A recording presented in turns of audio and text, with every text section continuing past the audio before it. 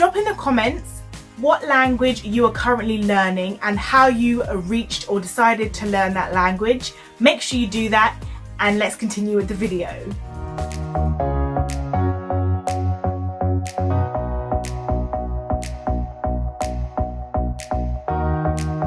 Dajahao, Sawari Tukonka.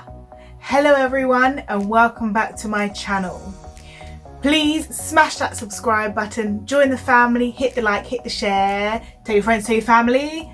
Let's get started. So in today's video, I'm going through ways in which you can decide which language to take up as a second, third, fourth, whatever it is, language. So for anyone who doesn't know, I have been learning Chinese for 3 years and Thai for 3 months. I'm also, as you can hear, a native English speaker. So I'm currently learning 2 second languages. So therefore I thought, why not share some sort of ideas, advice, guidance on how to pick another language if you're currently looking for one. So the first thing I would say is ask yourself, what do you want to learn?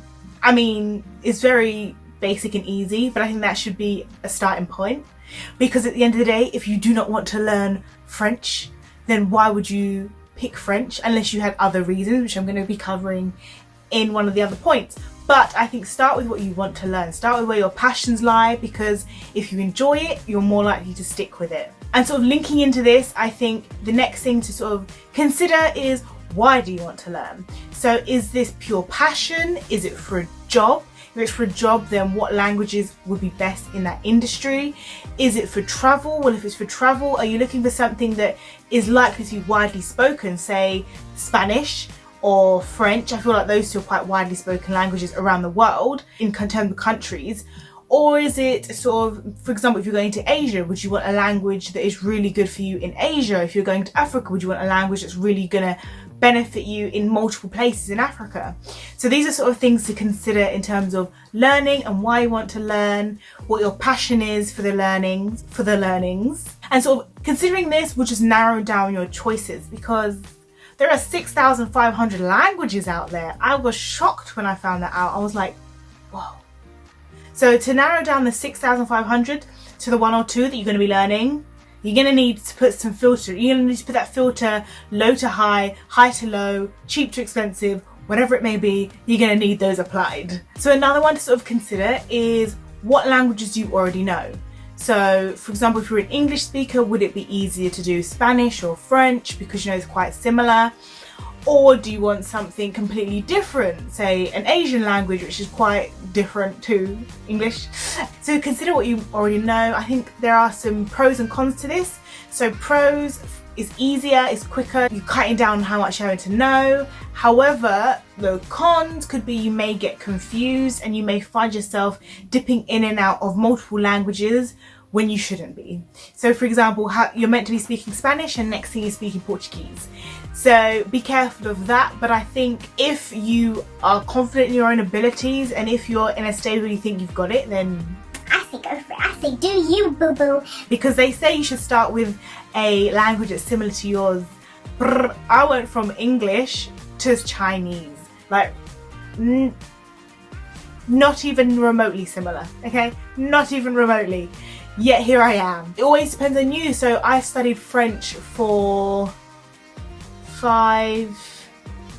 over 5 years. I started in primary school, did it for GCSE, know zero French now. That's quite similar to English, but for me, it just didn't click. So that's why I say go where the passion is. Why do you want to learn it? Hold on to that and it will keep you motivated. Another thing to consider is how widely spoken this language is and also what sort of resources are out there. I don't think this should be a complete barrier. So for example, when I started learning Thai, I noticed that there's way less resources for Thai compared to Chinese. Didn't stop me though, but I think it's just something to be considerate of. And also with things like YouTube and Netflix, Spotify, I feel like you're always going to find something in your target language. No matter how small the resource pool may be, there is still going to be a pool somewhere. Someone out there has done something that will be able to benefit you and put it on the internet. Thank you for the internet. But yeah, just be mindful that it will of course be a lot easier to find resources, people to practice with if you're learning a more widely spoken language like Spanish, compared to if you decided to pick up, I don't know, let's say a local dialect in China. It's going to be a lot harder the smaller or less well known the language is. Don't let it stop you, in my opinion, but just keep it in mind. Now my final thing, and this is what has been my indicator and my guide in choosing Thai as a second language, and that is your gut. What does your gut tell you?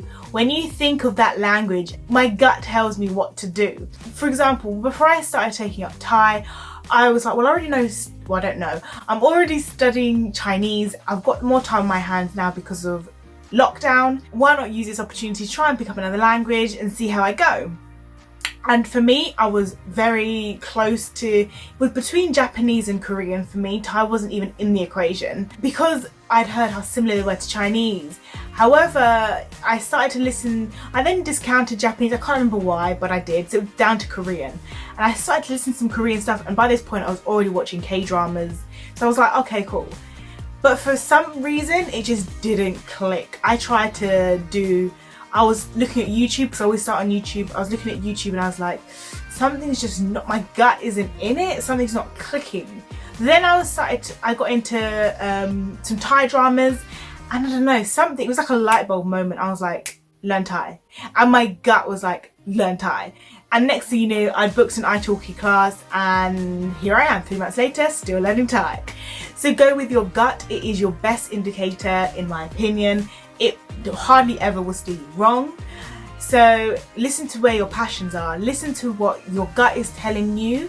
Narrow down your searches. Apply those filters to what language you want to pick, and sort of go through those steps. And hopefully by the end of it, you'll have 1 or 2 languages left, and that will tell you which ones you should be learning. Drop in the comments what languages you're currently learning and what language you're thinking of learning. Are there any other steps that you would go through when picking a language? Let us know, share. We love to learn on this channel. So as that brings us to the end, I just want to say again, please do smash that subscribe button. We are growing as a family. As always, have a blessed day, and until next time, Zaijian, Sawadee ka. Goodbye everyone.